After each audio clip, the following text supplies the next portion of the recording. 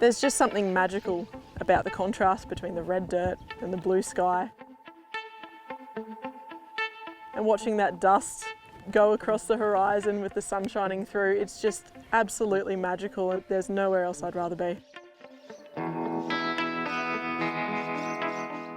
My name is Jess, some might know me better as Jillaroo Jess, and I'm currently based in Cloncurry, Queensland.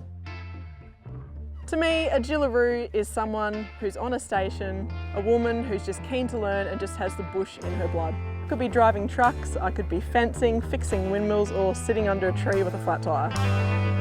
I do feel a real connection to the land. I wasn't born here, I chose to be here. I think that makes me pretty lucky that I can do this. Qantas has such a strong history with outback Australia. Now to have a plane called Jillaroo going international, it's pretty amazing that the rest of the world is going to know what that means.